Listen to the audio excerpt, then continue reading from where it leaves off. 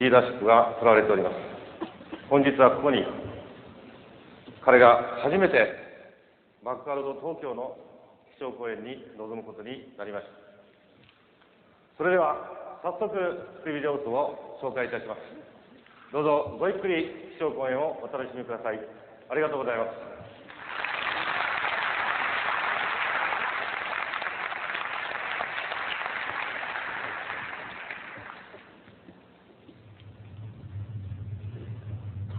Hello, Dave. You're looking well today. Dave, do you remember the year 2000 when computers began to misbehave?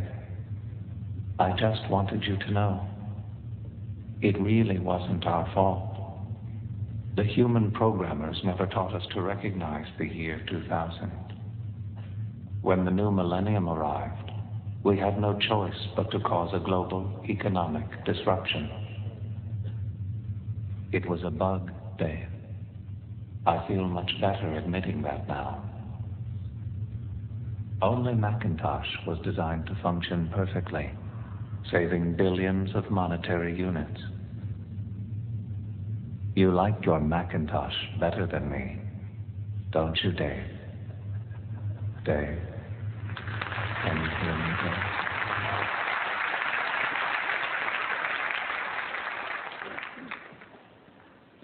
Good morning.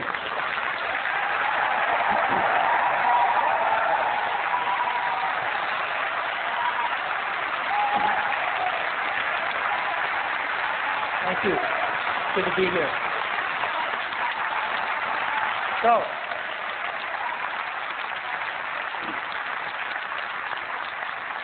my name is Steve Jobs. I'm the interim CEO of Apple, and we get to spend a little bit of time this morning. I've got 4 things that I'd like to talk about, if that's okay. So let's get started. Of course, the first one is our new Power Macintosh G3. I hope all of you have seen this by now. And I want to tell you some of the thinking that went into designing it. We had 4 goals for the product. The first was to be the most powerful Macintosh ever designed, and even beyond that, the most powerful PC ever, of any kind. The second goal was to have the best graphics in the industry, including the best real-time 3D graphics. The third goal was to be the most expandable personal computer ever made. And the fourth goal was to have the best design of any personal computer. So let's go through these goals one by one. The first one, the most powerful. How did we do? Well, these G3 ship with up to a 400 megahertz PowerPC processor, and this is the first processor ever to ship commercially using copper. So it's very, very fast. And let's see how fast. Well, in addition to the processor running at 400 megahertz, we've got the caches running at 200 megahertz and the memory running at 100 megahertz. And so when we compare these to the fastest Pentium 2 money can buy, the 450 megahertz, right? In byte marks, that is 5.6. The old G3s did 11.3, and the new G3s do over 13 byte marks. So these are really, really fast files.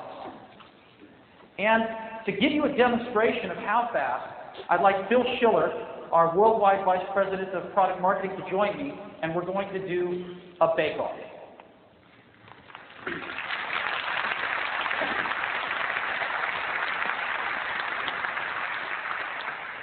Phil, where's Phil? I need Phil. Hi, Dave. Come on.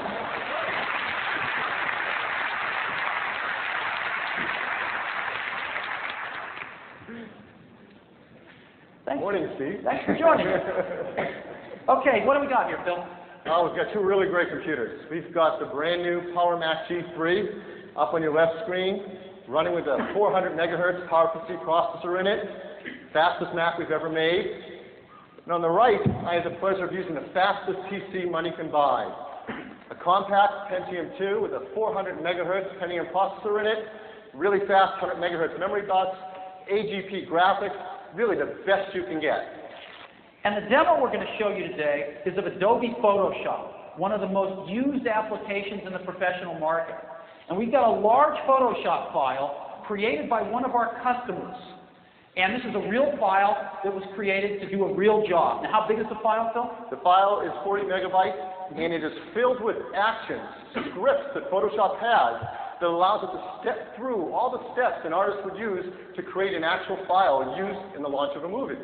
And we're going to have the fastest PC money can buy and the new PowerMac G3 step through these things as fast as they can and see which one is the fastest. Now, this is exactly the same file running on both computers.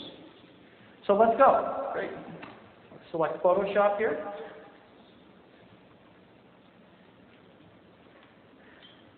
Okay, you ready to go? Sure, if you'd like to count us down. I'll count it down. 3, 2, 1, go.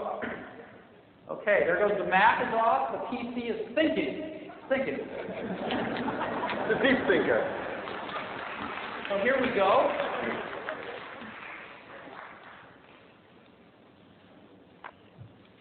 You might begin to guess what this artwork is from.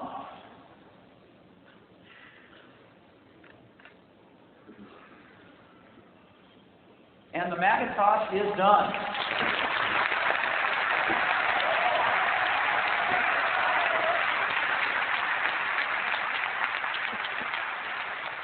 And the PC is just about done. We're getting there. There we go. Okay.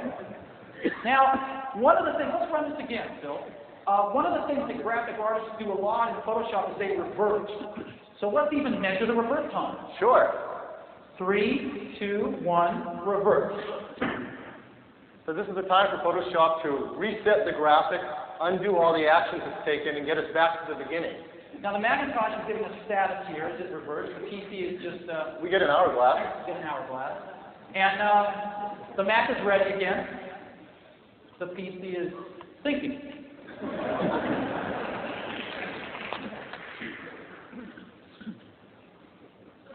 And thinking some more. Okay. There we go.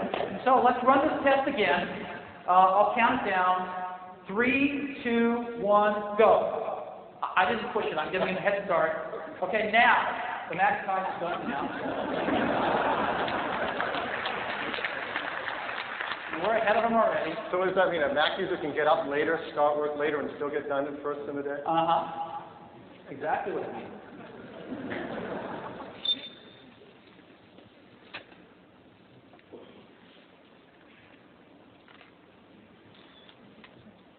And the Mac is done. So what we're seeing here is that the PC is 62% slower than the Macintosh, running Photoshop, exactly the same file, the kind of thing that our customers do every single day, many, many times per day. Thank you, Phil. Sure, Steve.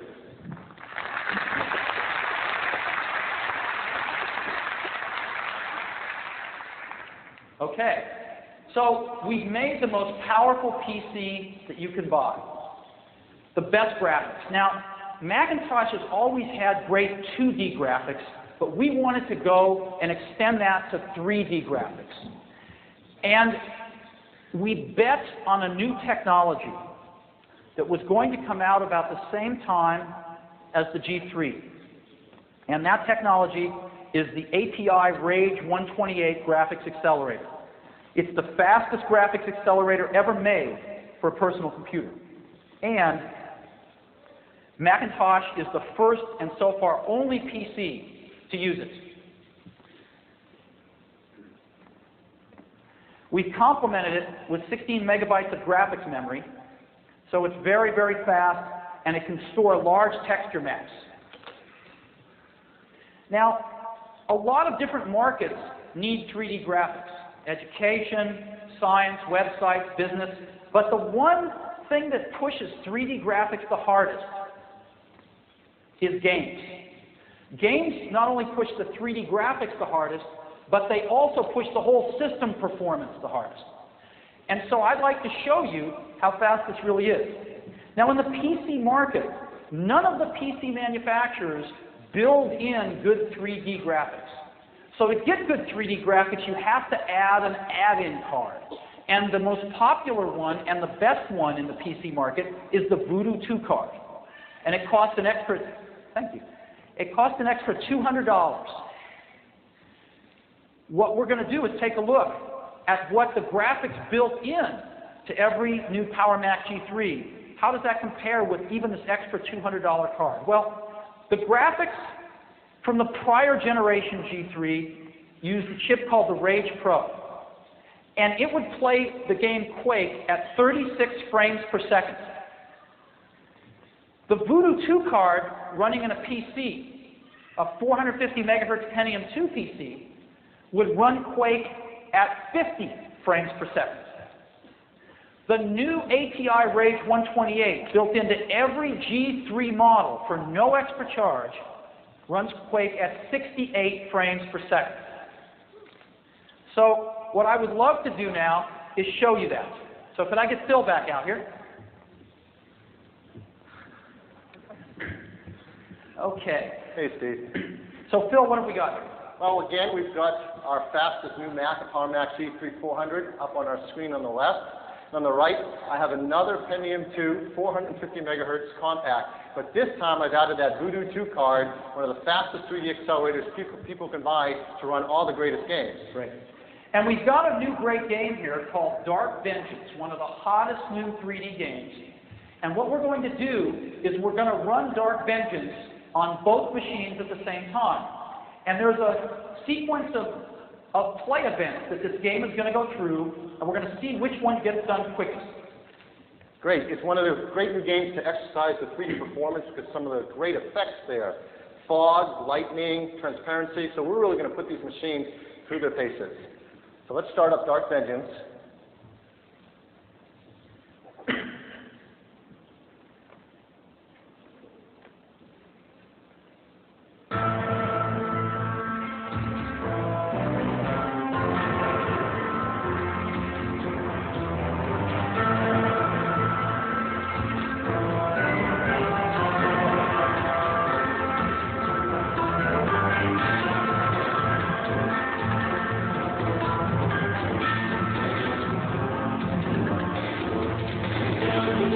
Okay, Phil?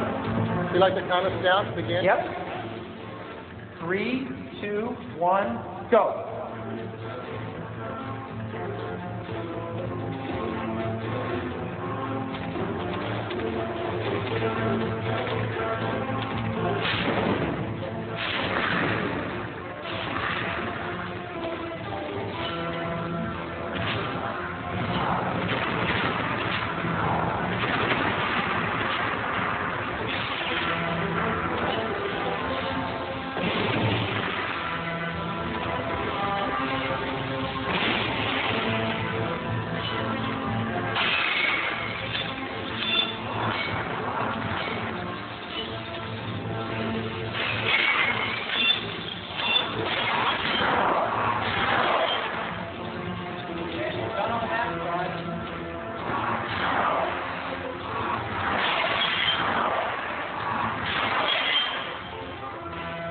Done on the PC.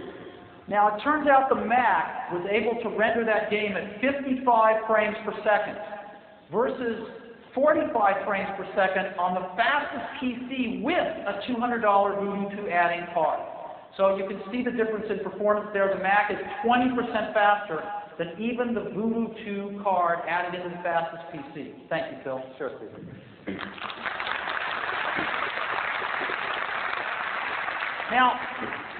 Now that we got the best hardware in the industry, we wanted to provide a graphics library, a 3D graphics standard in software for our developers.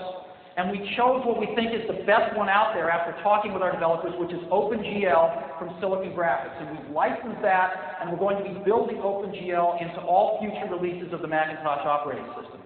And I think the game developers are extremely excited about this.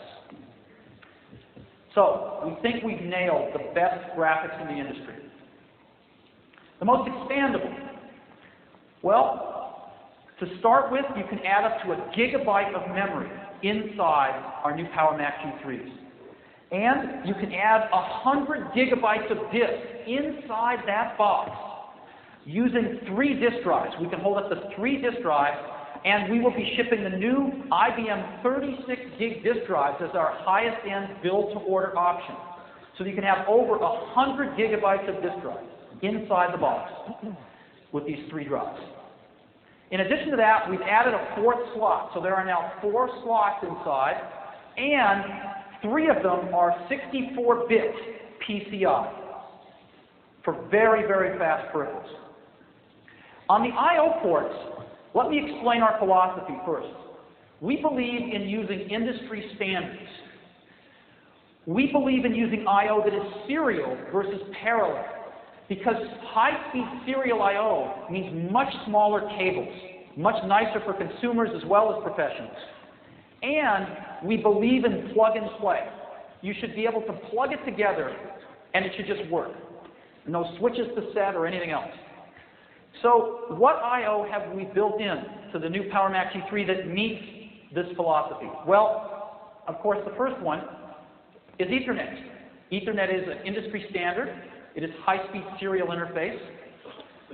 And we have 100 megabit Ethernet built in, and you can get it now with gigabit Ethernet available in the new Power Mac G3, the first personal computer in the industry to offer it. The second thing we built in is universal serial bus. This is a new industry standard that is terrific. It's called USB for short, and this is its symbol. Now, what does USB do that the old serial ports in the Mac didn't do? A lot. Let me compare them. The old serial ports ran fairly slow. USB is 30 times faster at 12 megabits per second. The serial ports, you could connect 2 devices to your Mac. With USB, you can connect 127 devices to your Macintosh. The old serial ports were not hot pluggable. You needed to really turn off the power to use them safely. USB, you can plug in and out with the power on, and it automatically self-configures. And the drivers are dynamically loadable, so that when you plug in a new USB device, the drivers will be dynamically loaded in. And it's an industry standard, which means that when a peripheral company wants to make a new peripheral, to make a version for the Mac, all they have to do is write the driver. The hardware is exactly the same as what they would use for Windows. So this is really great. And the number of USB devices is going through the roof. There are soon to be over 100 USB devices shipping for the Macintosh by the end of this quarter. By the end of next month, over 100 will be shipping. Next, we have built-in FireWire. Apple invented this technology years ago, and the IEEE adopted it as a standard, IEEE 1394, a few years ago. There was a press release just issued yesterday of many companies in the industry getting behind this, and it is really, really picking up momentum to be a very powerful industry standard in both the personal computer industry and the consumer electronics industry. This is the symbol for FireWire. And let me take you back and explain why we need it. When the Macintosh first shipped with a SCSI port, it was 12 years ago, 1987. And it was a breakthrough. It was a high-speed parallel interface that connected to both the internal disk drives, but also external disk drives and other peripherals like scanners, etc. And it worked great. But that was 12 years ago. What's happened since is that the SCSI port that Apple built in is only used for external devices, and much faster versions of SCSI or other interfaces are used for internal disk drives.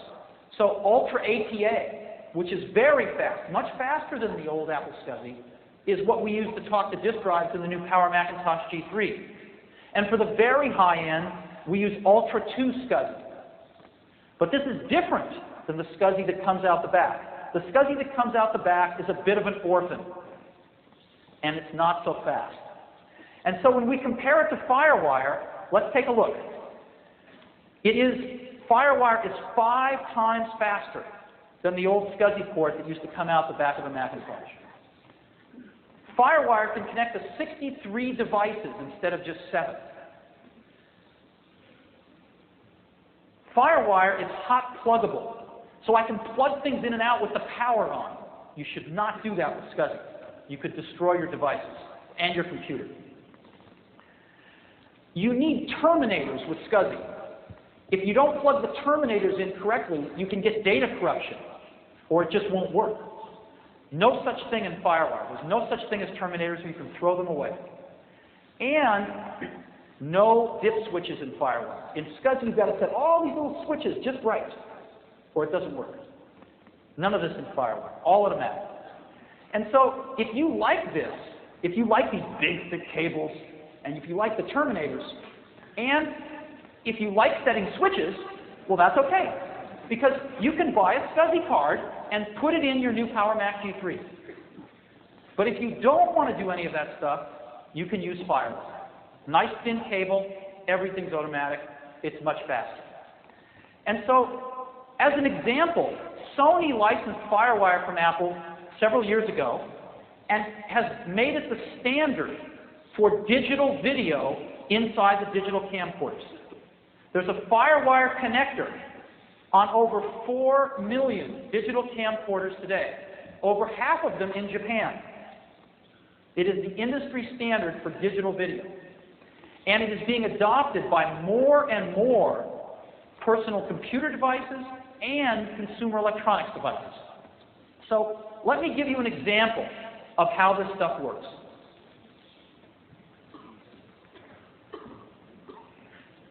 I have some FireWire devices over here. First of all, I have a Kodak digital camera. Like most digital cameras, most high-end digital cameras, it has a FireWire jack here that I can just plug right in to my new Power Mac G3. I've got a box that Sony sells that has analog video in and FireWire out, so that I can get analog video in and out through FireWire by this very inexpensive box from Sony. I've got a magneto-optical drive by Yano, which is shipping next month, so I can store up to 500 megabytes of removable magneto-optical storage with a FireWire interface. But one of the most exciting things is video. And I've got a video camera here with a FireWire jack on it, and I'll just show you how this works. I've just got some FireWire cables here, and it's very easy. You just literally, the power's on, I've got a Power Mac G3 and the camera, they're both turned on, and when I plug this in, FireWire will take a few seconds to automatically configure itself, figure out what's going on, and put the video on the screen. So let me just do that. So I've plugged it in, and in a few seconds I should come up here. There I am, right there. I'm on. And what I can do is I can just unplug it, right? It stops. I plug it back in, like this. A few seconds later, I should be live again. There I am. Unplug it, right? Very simple. So let me plug it back in again. And so now I've got some video here, but FireWire is more than just a point-to-point interconnection. It's a bus, which means I can plug multiple devices together on the same FireWire. So what I'm going to do now is I'm going to take that same FireWire and I'm going to plug it into a second G3, which is up here. And I'm going to feed both of them with the same signal off the FireWire from the digital camera. So here I am right here now, and I'm going to plug in my second one right now, and it's going to take about 3 seconds to reconfigure, and hopefully in 3 seconds I'm up on both. There I am. And now I'll unplug it, and it'll freeze, but now here I am over here again on this one, right? I'll plug it back in, and in a few seconds, I should be up on both. Okay. Whoops. So, let me quit out of this application. And let me show you one last thing. One of the things that our customers do a lot in the publishing and design market is they have such large files that they use external hard disk drives as sneaker nets to carry giant files between computers in the same office or between computers in different offices across town, or even taking them on airplanes to different cities. Right? Have you ever done that? A lot of people do that. And it's a pain, because you've got to have a big hard drive, you've got to plug it in for power, etc. No more. And of course, you have to turn your computer off before you plug it in, and you have to turn your computer off before you unplug it, right? No more. This is a new 4 gigabyte drive that will be shipped next month. It has 2 FireWire ports on it. It fits in your pocket. And not only does it communicate with FireWire, but FireWire from the computer has power on it. So it's powered by the FireWire. So watch this. I'll take my FireWire here, and I will plug it into the disk drive. Like this. The disk drive is starting to spin up now. And in a second, there we go. Okay? And let me go ahead and launch some data off it. I've got a QuickTime movie on here, so let me go ahead and launch that.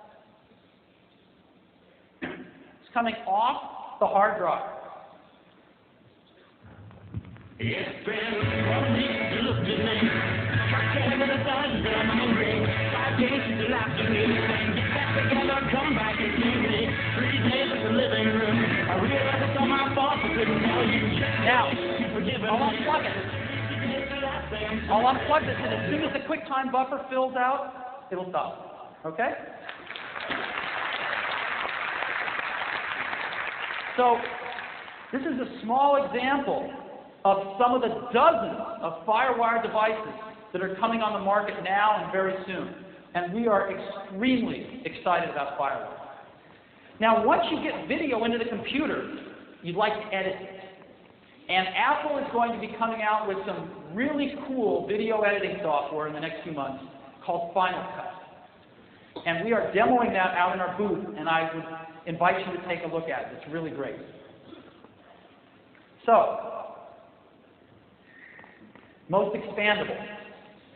Again, we have up to 1 gigabyte of memory, 100 gigabytes of disk, CD-ROM, DVD, zip drives that you can put into these new machines, 4 slots with 64-bit PCI, Ethernet up to 1 gigabit per second, USB with up to 127 hot pluggable devices, FireWire with up to 63 hot pluggable devices,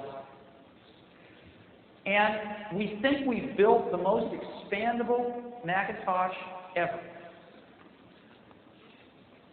Lastly, best design. I know many of you have seen this already, but we are extremely pleased with the design of the new G3. It's very, very elegant, and it really changes your idea about what a mini tower could look like. In addition, there's this magic latch on the side that when you open it, opens the whole side door of the product to give you access to everything. And the computer is even still running. It's very, very revolutionary if you need to get inside your computer frequently. We also have a whole new series of displays that are quite beautiful. And so we think we've achieved the best design for this class of a product ever. And let me show it to you in person here. Let's get the video on, please.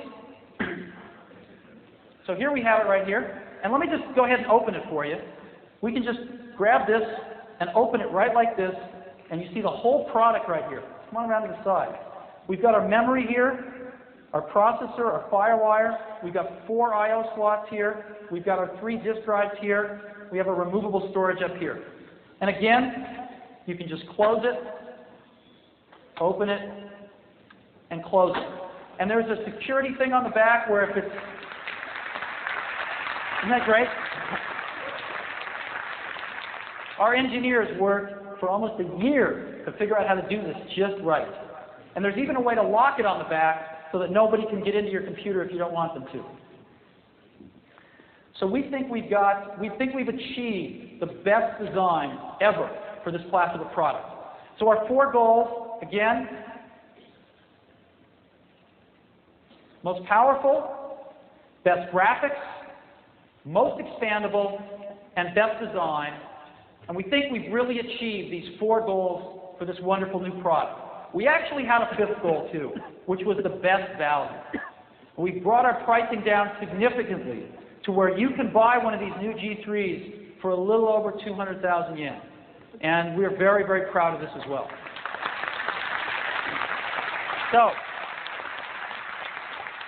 we made a video that I'd love to show you on the product. It's called The Look of Love. So if we could roll that now.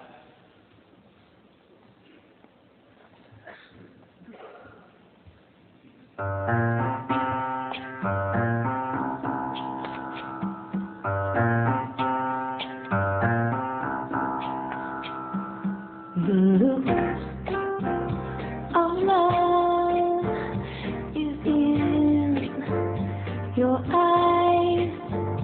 A look your smile can't disguise. We set out to make a computer just for our pro customers.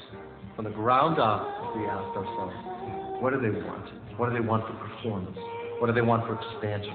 What do they want for features and industrial design? What do they want for the whole system? To try and design an object that elicits the reaction of, I really want that, is enormously fun. I can hardly wait to hold it, feel my arms around you. These machines are beautiful, but they kick ass. We're building the fastest machines in the PC industry. So we start with 400 megahertz processor with a 1 meg backside cache, up to a gigabyte of high performance memory. It supports the technologies that we've been trying to use for a long time now anyway. Fiber channel, 64-bit PCI bus, 66 megahertz PCI bus. I have not seen any other machine, any other platform have that kind of performance.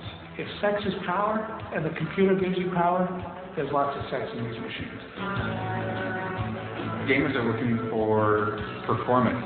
Games today have realistic environments that are generated by tons and tons of polygons.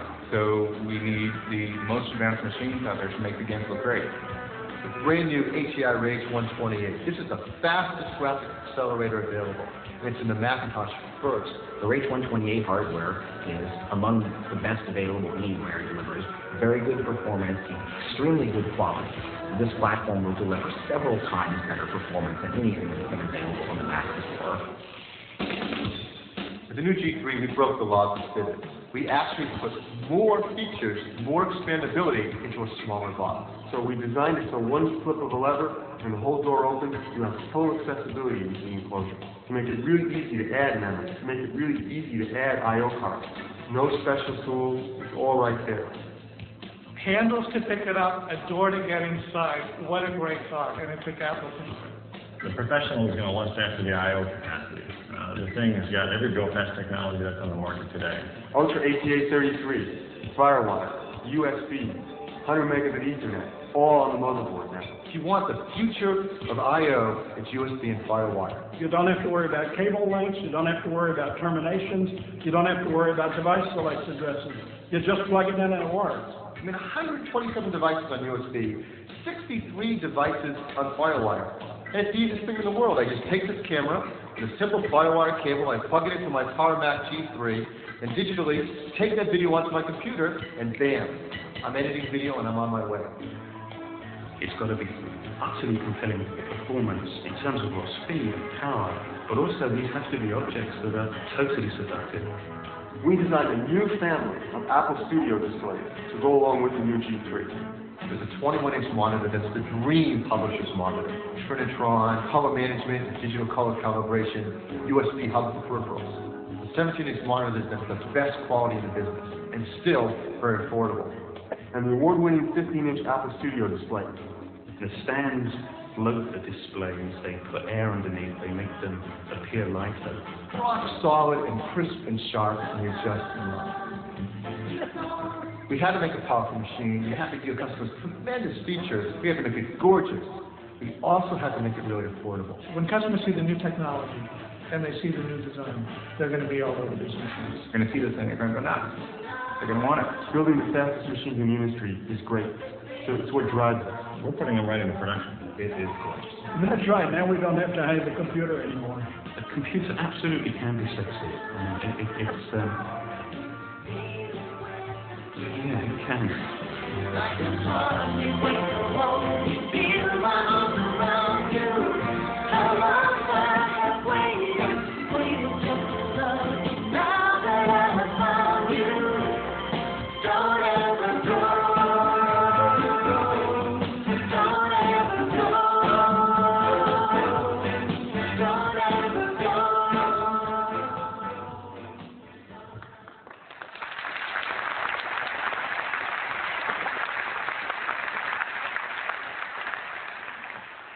So, that is our new Power Macintosh G3, and that's the first thing I wanted to talk about. The second, of course, is iMac. We are so thrilled with the reception that iMac has had in Japan and around the world. It's been great. Thank you very much.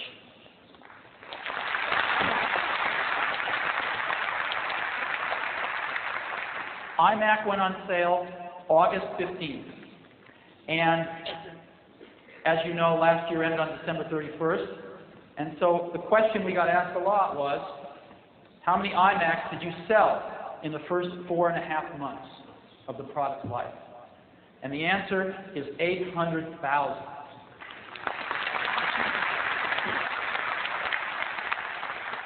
That's one every 15 seconds during that time period.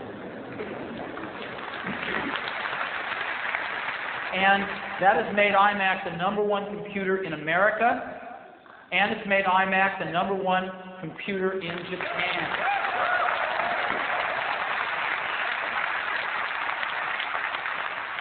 And that's made us very happy. So, we do a lot of market research at Apple, and we just got back our December research. And the question is, who is buying iMacs in Japan? And let me share that with you now. It's pretty amazing. The most important thing when you're selling a consumer computer is how many first-time computer owners are buying your product. How many first-time owners are coming to the Macintosh? Because these are the most important customers. They expand our installed base. And they're choosing Macintosh as their first computer. And the industry average is in the mid-20%. And with iMac, it's 46%. 46% of Japanese buyers of iMacs are first-time computer owners. Another 16% are Wintel converts. And that means that 62% of the iMacs being bought are added to Apple's installed base. This is incredible for not only Apple, but for our software developers. A much larger installed base to sell into. And of course, at least 38% are existing Macintosh owners. So we could not be happier with these statistics in Japan. Now, I'd like to share with you some other research that is integrated all over the world. Europe, Japan, the United States. Are you connected to the internet? The iMac customer base, 82% of them say they are connected to the internet. This is over double the industry average. Okay? Now, when did you get connected? 2/3 said the first day.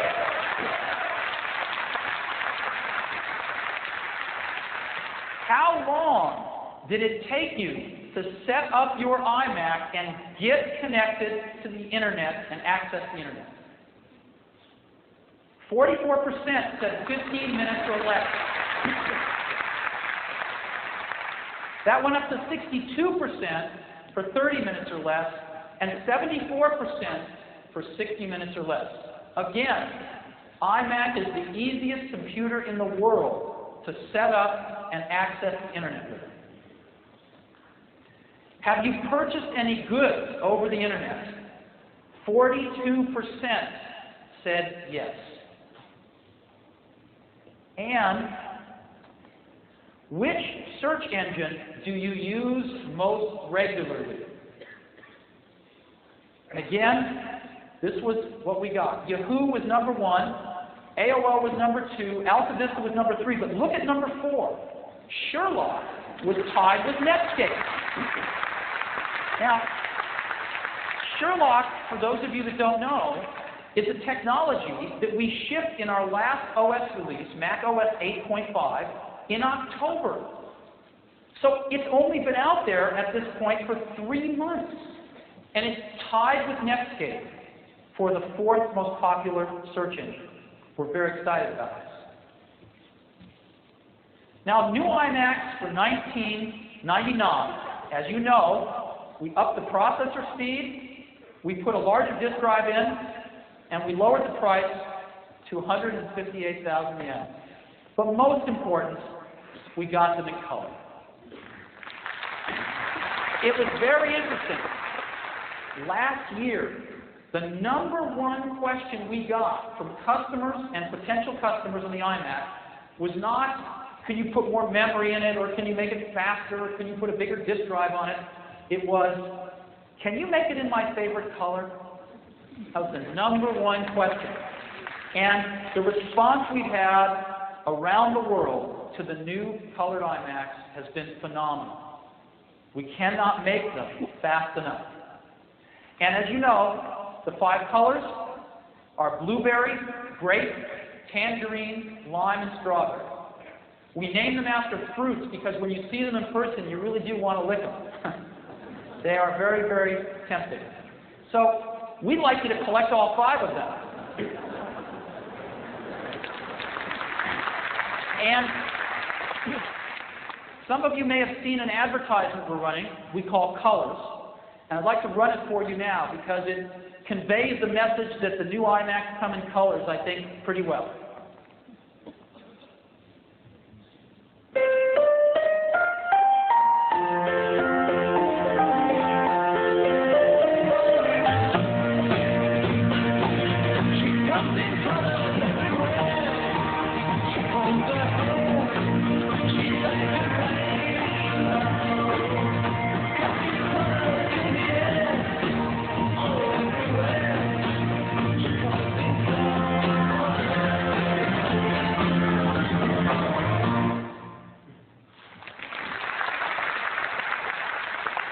It was great because we made that commercial in California and we could run it all over the world without localizing it because everybody knows the Rolling Stones. So it was wonderful. So that was the second thing I wanted to talk about, the new iMacs. The third thing, what's this number? What is the significance of this number? This is the number of new and updated Macintosh applications that have been announced since the iMac. The new and updated Mac applications since iMac debuted on May 6, 1998. Tremendous response from the developers. And of these applications, over 900 of them are in Japanese. So what we are seeing is developers coming back to the Mac in very large numbers. And we are really excited about this, and we're working with them very, very closely. And we just could not be more excited. Now, one of our most important developers, of course, is Microsoft. We have a great relationship with Microsoft since we started our partnership now 18 months ago. And Microsoft, as you know, produces a fantastic version of Microsoft Office for Macintosh. In addition to that, they make a terrific browser, Internet Explorer, which we love, as well as Outlook Express. And it's my pleasure right now to invite Ben Waldman, who's the General Manager of the Macintosh Business Unit at Microsoft, up on stage to say a few words about our relationship and some of their new products. Ben?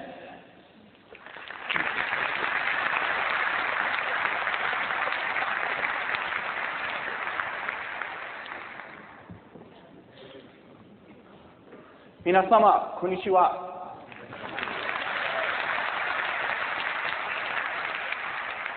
Watashi wa Microsoft no Macintosh Business Unit から参りましたベン・ウォルドマンと申します。よろしくお願いいたします。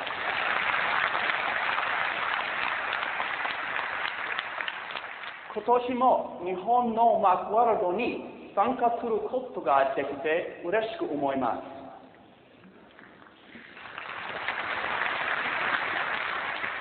また、日本で Office 98が好評なのも皆様のおかげと思い感謝しております。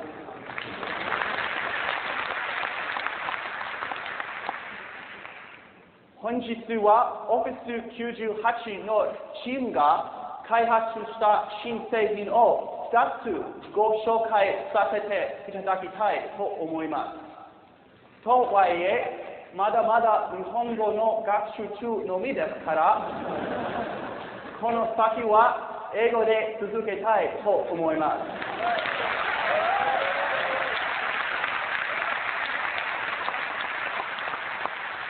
The two products which we're introducing today, Internet Explorer 4.5 and Outlook Express 4.5, really, I think, epitomize our approach to creating Macintosh software. Because at Microsoft, we think that it's unacceptable for Macintosh software to be simply a ported version of a subset of a Windows application. Instead, we are committed to pioneering innovations first in the Macintosh versions of our software, and bringing new features first on the Macintosh and only on the Macintosh.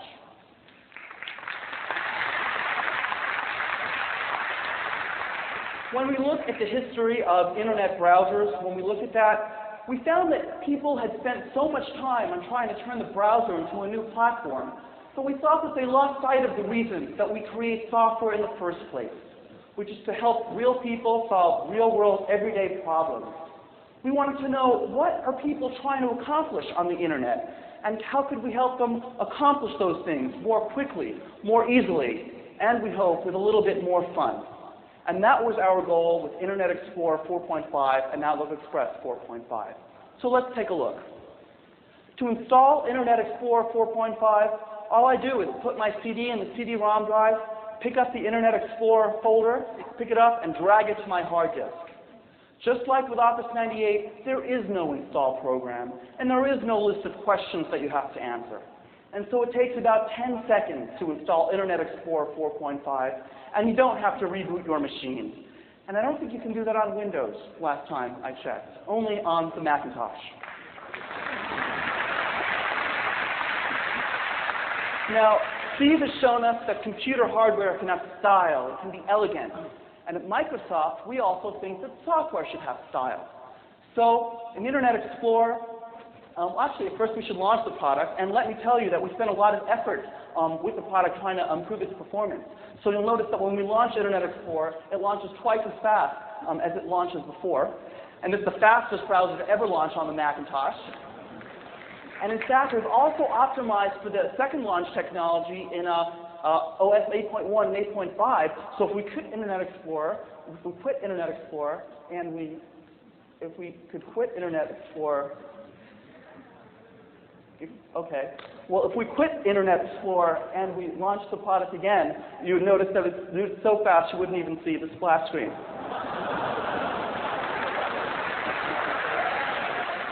So why don't we launch it again? And you'll notice that I think we're having some difficulties with the computer here. Well, you notice we couldn't even see the splash screen there. So I mentioned that we wanted to give a sense of style to software as well.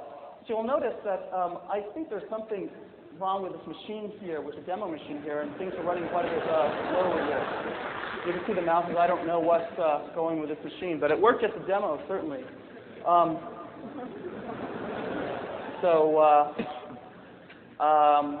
don't we try rebooting the machine and seeing what's happening here? Because otherwise, I think we'll have a little bit of problem.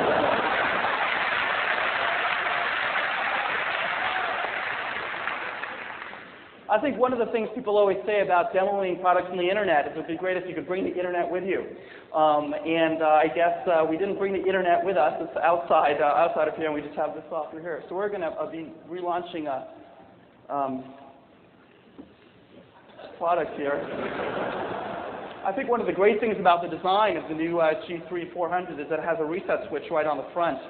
So I think we're going to find that switch and we're going to press it. And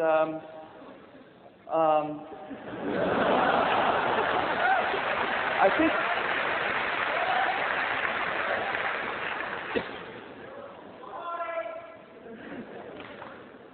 so. If we could have an audiovisual person, maybe give us a little bit of a hand here. I'm sure you're all happy to know that when we practiced this 20 or 30 or maybe even 40 times, everything worked just fine. But we're going to do this again. But I think doing this is what kind of makes demonstration fun. So I thank you all very much for your kindness and generosity while I stand up here on stage and try to find amusing things to say, because I'm generally not a very interesting person. So I have to try to come up with different kinds of humor here. So I think we're rebooting the machine right now, which I can see on the monitors here, and you can't. So why don't we bring the machine back up on the monitor? The audiovisual people could do that. I think if we could bring the machine back up right now on the monitor. Can we do that? Can we bring the machine back up on the monitor? That way we can watch all the emits come by on the screen, and they're all pretty. Oh, we have to wait till it's booted? Okay.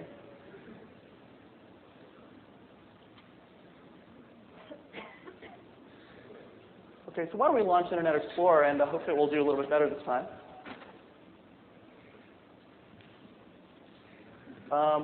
Well, I think it's working a little bit better. Let's hope. So, what we'd like to do right now is if we drag and drop the image from the browser, the nice image of the 5 iMac from the browser to the Macintosh, we won't just drag a plain outline of the image across. You'll actually see us drag a translucent version of the image. And when we drop it in the Finder, you'll notice that you don't get a blank document icon, but the document looks like a small version of the image itself. And that's, of course, only in the Macintosh version of Internet Explorer. Now, we thought that people spend quite a bit of time typing in their browsers, and we wanted to see if we could make that work a little bit better as well. So, by far the most common thing people do to type in a browser is fill out a form. And the most common form they fill out is filling in their name and their address and their street and their prefecture and their phone number and their email address. We thought, wouldn't it be nice if you could just click a single button and do that all automatically? Well, with Internet Explorer 4.5, you can. We'll click the new autofill button in the toolbar, and you'll see that all of our information will be entered automatically in any form on the web. And of course, it also works with Japanese names, just like you'd expect in the Japanese product. Again, this is only in the Macintosh version of Internet Explorer. Another area where we thought browsers could be a lot better was printing. Today, no browser in the world prints right. We're up to version 4 in browsers, and printing just doesn't work. If I go to this web page, for example, page to order some tickets, and I try to print it, I won't get one page, I'll get 4 pages coming out of my printer.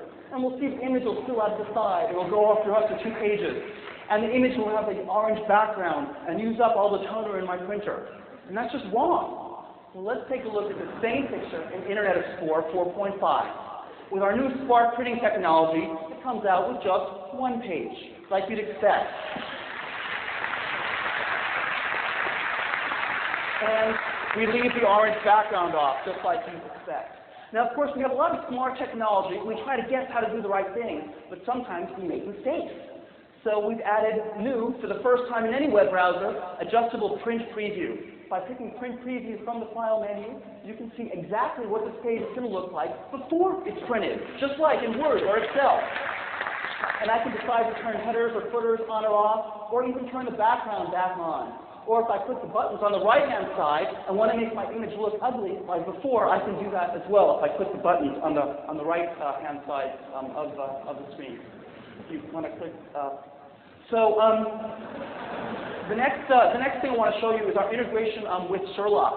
And we think Sherlock is a wonderful technology in macOS 8.5. And we wanted to do things in Internet Explorer to integrate and work with Sherlock. So if you look at the Sherlock button on the right-hand side of the browser, you'll notice that if I click on it, you can not only open Sherlock, summarize the page to the clipboard using Sherlock, but I can also use IE and Sherlock together to find sites related to my current page. So if I wanted to find a page related to this iMac page, I just pick that. You'll see that Sherlock will get launched, and I'll have a list of results returned. And if I click on one of the results brought back, you'll see that it's actually a news report on the launch of the iMac in Japan, with Sherlock and Internet Explorer working together. And obviously that's only on the Macintosh as well, because we only have Sherlock on the Macintosh. I also have 2 surprises for you. Just as we say that we want to have a good Macintosh product and not a portable Windows product, we're also determined to have a great Japanese product, and not the same thing as the American product. So, of course, if you want to have a great Japanese browser, you should be able to see furigana in there. But today, no browser does that. In no browser can you see furigana appropriately inside of a browser. And that's about to change. Because in Internet Explorer 5.0, which we're releasing next summer, or which I'm showing you first today, instead of seeing the page like this, it's going to look like this. Why don't we... You can see that we have furigana in there as well. And finally, the last thing I want to say is that today, Microsoft is announcing a special for all of our Japanese customers. That today, anybody who buys an iMac, starting next week and for 2 months, will be able to purchase Office for a special price for iMac customers, which will be 40% off the price that everybody else has to pay, only in Japan for our Japanese customers.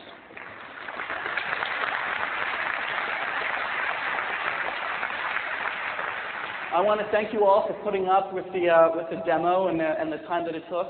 And more than that, I want to thank you all for using our software and helping us and supporting us and giving advice. We're very, very excited to be working with you and working with Apple, and we're very excited about continuing to deliver innovative products to you, our Japanese Macintosh customers, in the future. Arigatou gozaimasu.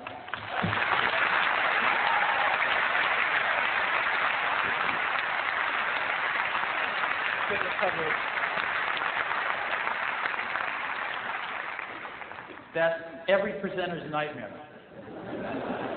I have a few more to go, so. Okay, thank you, Ben. Now, another area of applications that I would like to talk about today is games. For some reason, I guess the prior management of Apple didn't like games. We like games. And we want great games on the Macintosh. We want the best games on the Macintosh. And so let me review a dozen of the hottest games in the world that are all coming to the Macintosh. Tomb Raider 3, coming out this spring. SimCity 3000, very hot. Fly, this is going to be one of the hottest flight simulators out on any platform. Tom Clancy's Rainbow Six, Imperialism 2, StarCraft, which is going to be very strong, Heretic 2, very strong title, Battlezone, Quest for Glory 5, Age of Empires, Myth 2, which is going to be very strong, and the newest release of Quake. The newest release of Quake, as you know, is authored by a man named John Carmack. Brilliant, brilliant man. And he pushes games farther than almost anybody. And when we launched the Power Macintosh G3 last month in California, John Carmack himself came on stage and did a demo of the upcoming Quake Arena, which will be released simultaneously on the Mac and on Windows this spring. And I am going to show you the demo that he brought to us. I wish he was here today. And it's pretty amazing. Okay. This demo takes about a minute and a half, and it's going to show us one of the most aggressive, things in the 3D that we've ever seen on a computer using 3D real-time graphics. We'll let it get started up here. You're going to see reflections and fog and mist like we've never seen before. Take a look at this. Quake 3 Arena. And the quality of the graphics are stunning using the new RAID 128 and OpenGL. This is all based on OpenGL.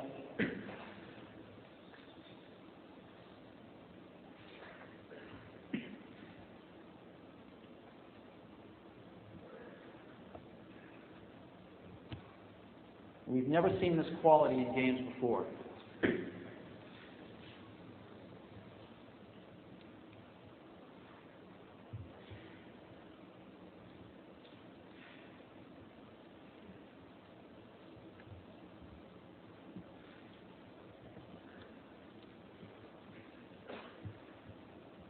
Do you think this is cool? You like it?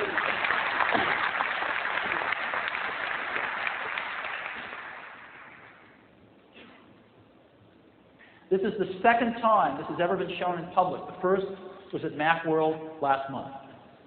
Look at the reflection in the mirror there. Again, never before been done in gaming.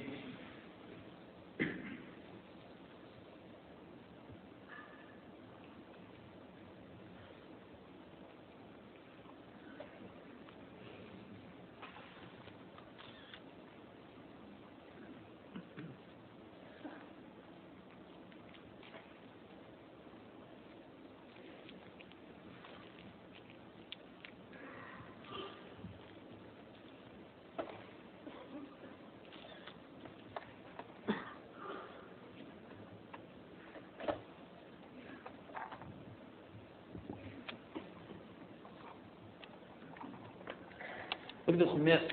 Again, very difficult effect to do in real-time 3D graphics. Very computationally intensive.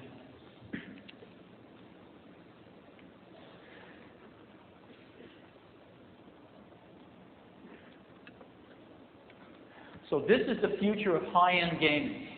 And you're going to see it first, and you're going to see it best on the Macintosh. Okay.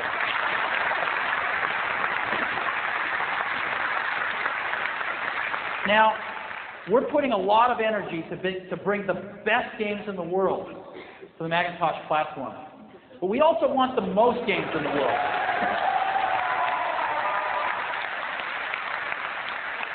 And the most games in the world are on the Sony PlayStation.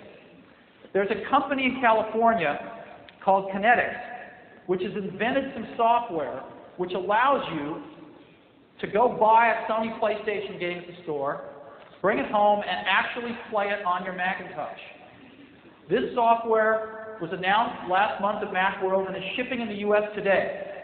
And we hope to see it in Japan by this summer or early fall. And to give us a demo of this, I'd like to ask Phil to come back out.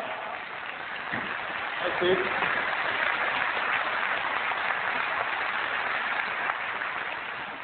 This is one of the most fun things I know that I can demo. It's just so great for me to play all of these great Sony PlayStation titles on the Mac. And because of the power of the PowerPC and this great software, we can have a lot of fun with them. Also, we have the ability with USB now to add a lot of really great game controllers, even more than one, so two people can play together on the same Mac. So let me bring open Connected Virtual Game Station. I've got a CD of a game right in here. It's no special version. It's the same CD I can stick in my PlayStation. And it's a game called Gran Turismo.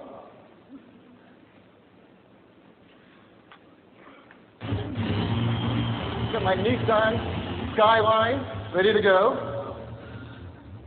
Let's see how I do.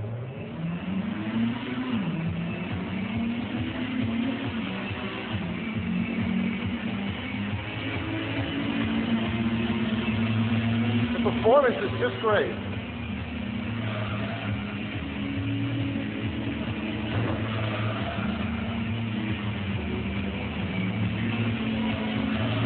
Let's have a lot of fun.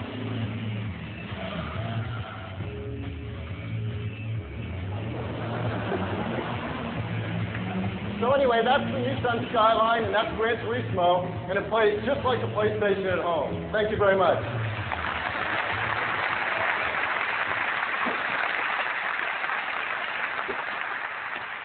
So, we hope to have the best games.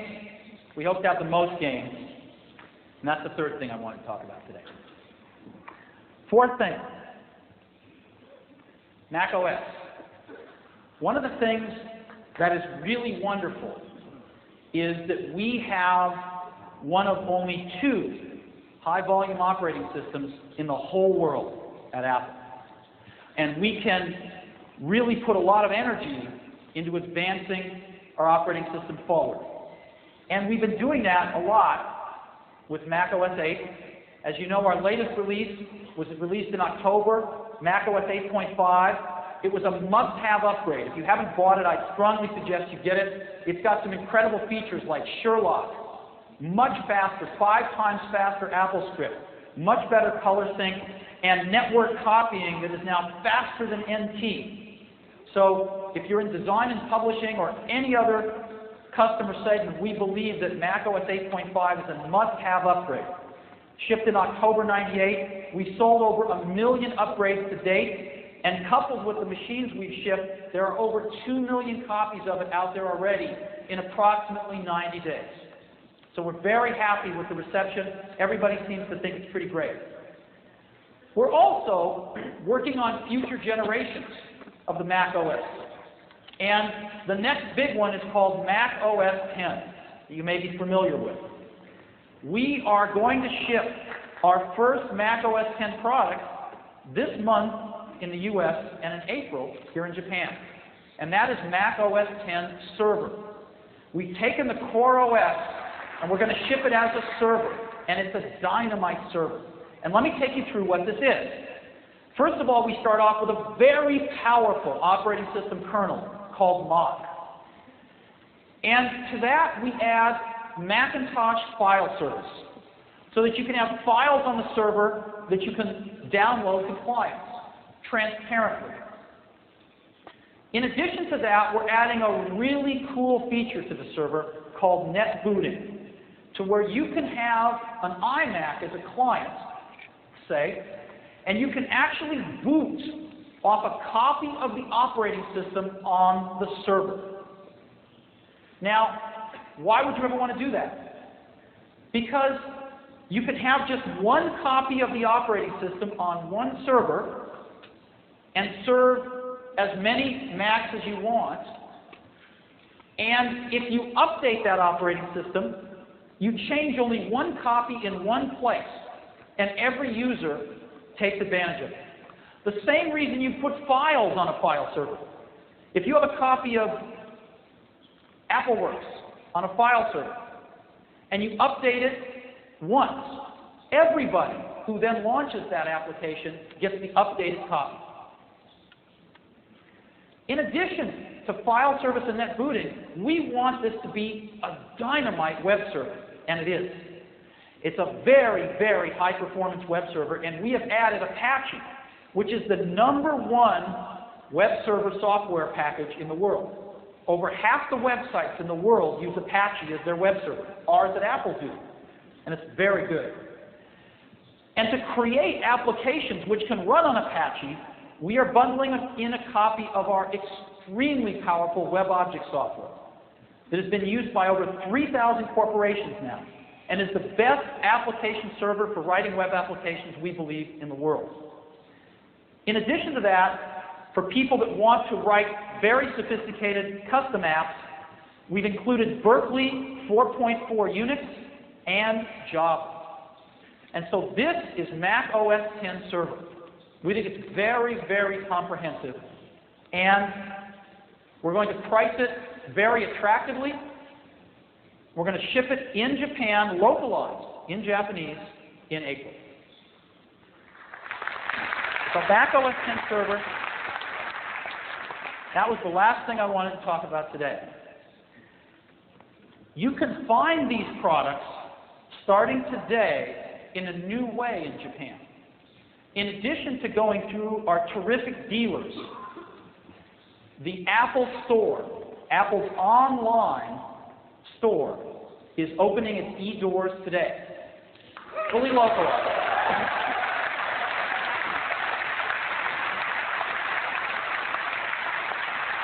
And so you can please visit our Apple Store online, and you can buy any of the products that are currently being shipped, and of course these new ones when they ship, online. Now, I don't want to end today without one final demonstration. I'd like to give you a demonstration of Mac OS X Server. And what I want to demonstrate is the net booting and the file service and Apache and WebObjects, all off the same server. So I have a G3 here. We're going to sell Mac OS X Server two ways: as software only and as bundled with our high-end PowerMac G3. This is a PowerMac G3 server bundle. It has 256 megabytes of memory. It has a 4-port 100 megabit Ethernet card in it, single computer, and I've got a client. So let me go ahead and demonstrate this stuff. First thing is, I want to tell you about this client. This is an iMac, but it's not a normal iMac. I've done something to it. I've done a diskectomy. I have taken out the hard disk drive. Okay? This is a diskless iMac. So there's no disk inside this thing. So I'm going to turn it on, and it's going to go ahead and boot off the server.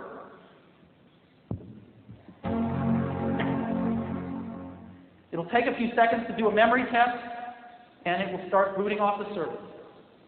You can get a chance to see that in just a second, if everything's working right.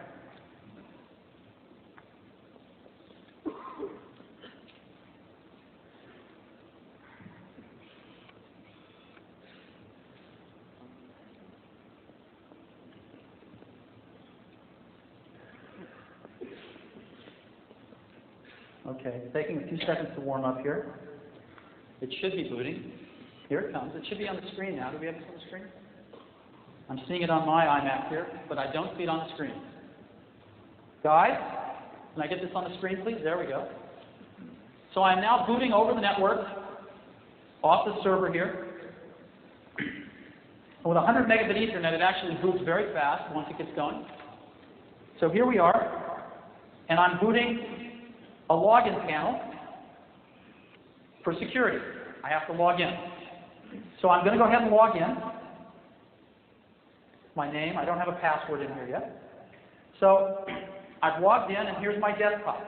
Again, my whole desktop is saved.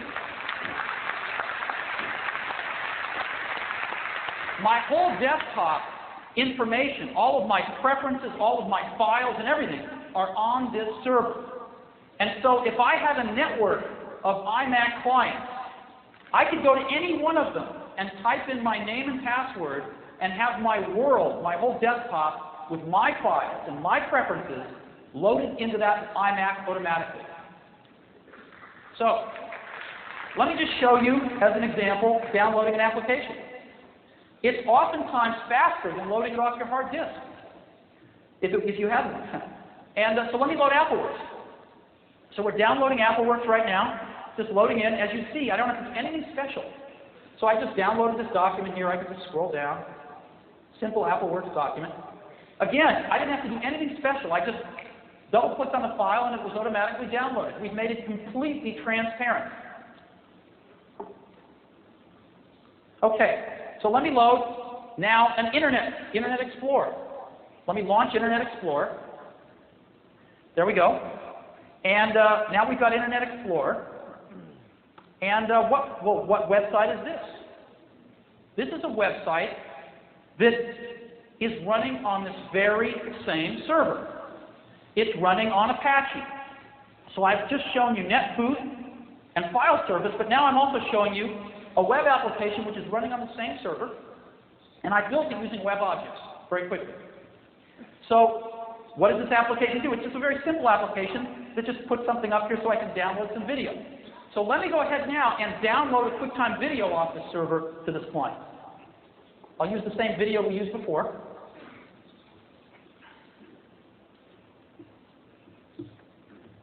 QuickTime is buffering up its data. It's been 1 week since you looked at me. Tracked ahead of the side and I'm hungry. 5 days since you laughed at me. Saying, get back together, come back and see me. 3 days in the living room. I realized it's all my fault, I couldn't tell you. Yesterday, you've forgiven me. When the 3 days till I say I'm sorry. Hope you never want to look. Okay, so that's the video. Now, that's pretty cool. We've netbooted the machine. We've downloaded documents and applications. We've downloaded Internet Explorer. We've looked at a website that's running here that we built with WebObjects. We've downloaded QuickTime. But what would happen if you put 50 iMacs on one server? Would it get clogged up? How would it perform? Well, I'd love to show you that right now. Let's take a look at our 50 iMacs. Okay. Now, I've got 49 iMacs here. 7 rows with 7 each. And here's my 50th one right here. And what I'm going to do is, using my web application, I'm going to send a signal to all those over the network to load a QuickTime movie in place. I have 3 QuickTime movies. So as each of these asks for a movie, it'll give them the next one in sequence. And they're all independent. 50 independent video streams going from this server to all 50 of these iMacs, okay? So let's see how it goes.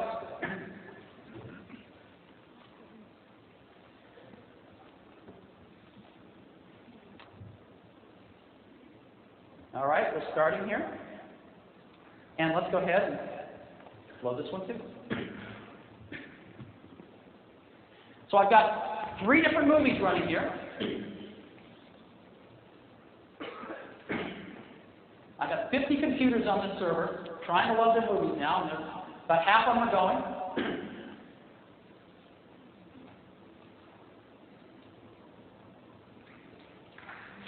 Oh, they're going. All right. Most of them are going now. We'll see. What is going on? I have no idea. Well, I don't know.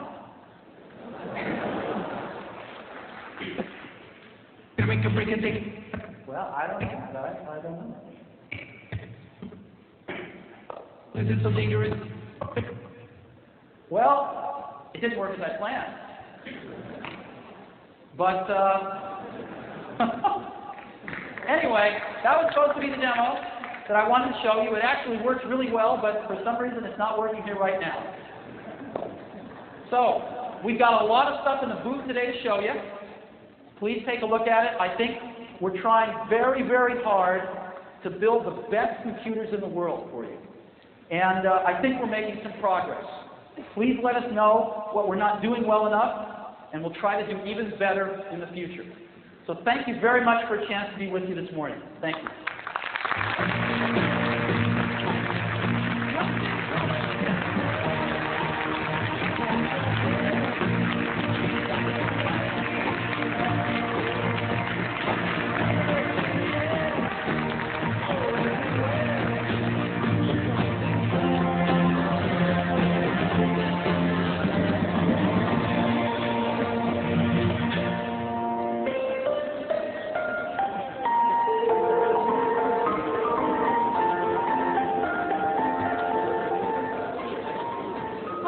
はマクワールドエクスポ東京99基調講演にご来場いただきまして誠にありがとうございました。お帰りの際はお忘れ物、落とし物などなさいませんようご注意くださいませ。なお、ご使用になりました同時通訳用のレシーバーは会場出口にて係の者がご来場の記念品と引き換えに回収しております。皆様のご協力よろしくお願い申し上げます。